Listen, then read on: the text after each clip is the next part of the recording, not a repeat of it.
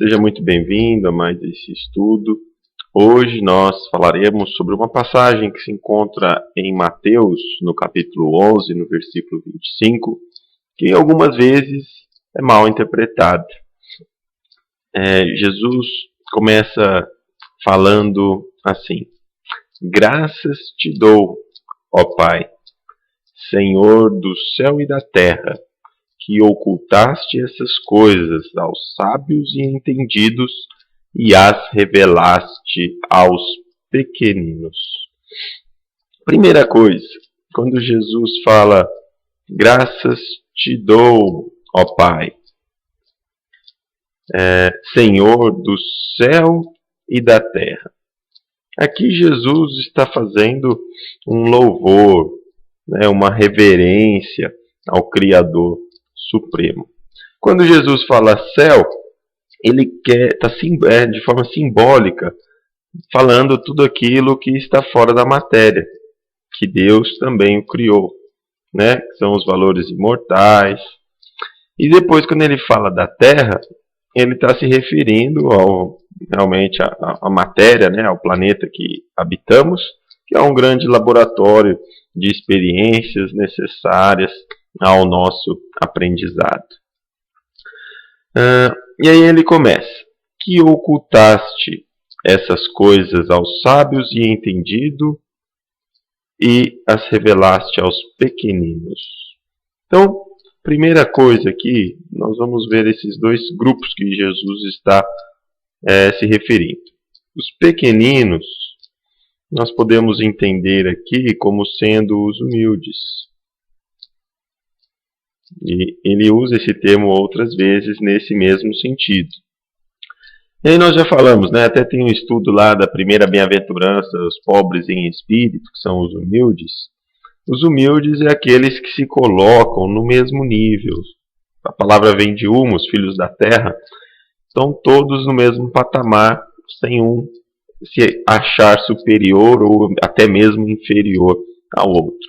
E também aquela terra fértil que está preparada para receber uma semente. São aqueles que estão preparados ou que estão abertos para o novo. E nesse caso aqui seria o evangelho ou o entendimento das leis divinas, o aspecto moral. Também pessoas pacíficas, que sempre se colocam aí abertas aos ensinamentos, nesse caso, morais do Cristo. Já os sábios e instruídos, Jesus está se referindo,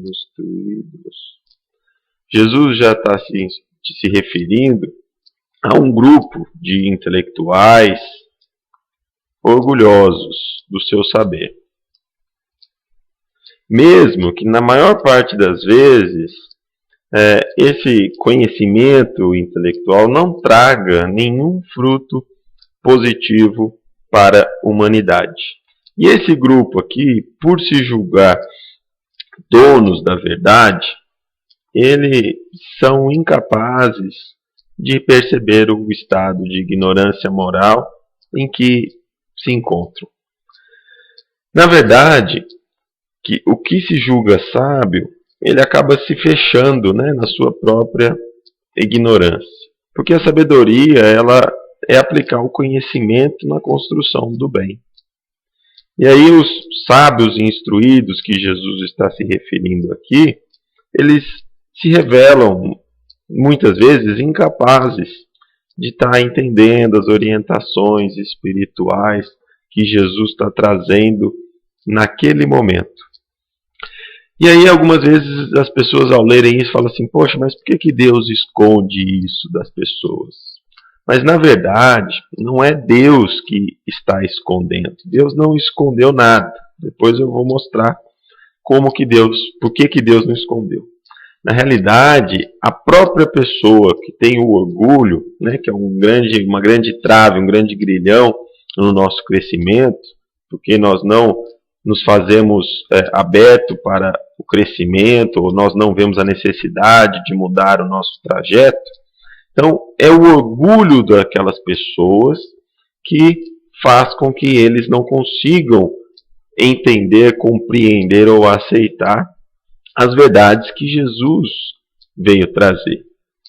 E Jesus, ele sempre pregou ou teve contato com pessoas que estão nesse grupo aqui que Jesus falou, de sábios e instruídos, né?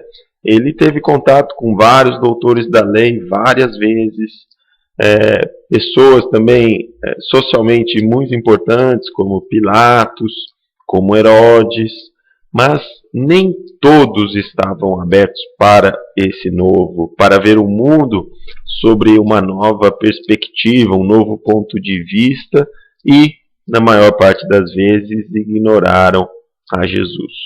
E aqui eu queria fazer um outro parênteses, que não necessariamente existe uma relação entre papel social e o orgulho, né? Também existiram pessoas que buscaram seguir Jesus, mesmo sendo de um papel social de extrema importância, né, a toda a sociedade. Então não podemos estabelecer essa relação. O que Jesus está falando aqui, quando ele se refere a sábios e instruídos, é com relação àqueles que estão fechados, os orgulhosos, né? Nós não podemos atrelar isso à condição social A ou B, mas sim ao estado do ser de humildade ou de orgulho que os impeça de buscar ou acreditar nisso. E tanto é que Jesus, em outra passagem, nos falava que não se coloca uma luz debaixo do alqueire, né? Não se coloca uma luz num lugar oculto, para que todos então possam ver essa luz. E Deus, na realidade, ele não oculta, mas ele deu para cada um de nós o livre poder de escolha, livre arbítrio que a gente tem, né, em nossas vidas. E muitas vezes as pessoas chegavam em Jesus falando: olha, eu quero ver um milagre, pedindo milagre para ele. Normalmente eram as pessoas mais orgulhosas, vaidosas, para que pudessem crer. E nesses casos Jesus não o fez, porque sabia que, independente se realizasse ou não aqueles fenômenos, o orgulho da pessoa ainda assim impediria naquele momento de entender e de crer. Porque na nossa vida, se a gente for fazer uma avaliação, uma análise, olha quantos milagres, né, que seriam os fatos que nós desconhecemos o mecanismo, as causas, que acontecem no dia a dia, e mesmo assim nós continuamos céticos, sem acreditar em nada. Então, o mais importante aqui é, quando a gente lê isso, entender que na realidade não é Deus que oculta, porque Jesus também teve contato com os sábios e com os entendidos. Sábio aqui, deixando bem claro que é no sentido de intelectual, né? Porque, como nós falamos, o sábio é aquele que traz o bem, que faz o bem. Mas naquele sentido intelectual que Jesus quis se referir. E Deus deu essa oportunidade a todos e dá essa oportunidade a todos o tempo todo, porque Ele colocou a luz lá em cima, né? Para iluminar a todos. Embora alguns não queiram, não se façam naquele momento em condições de estar entendendo e buscando esse entendimento.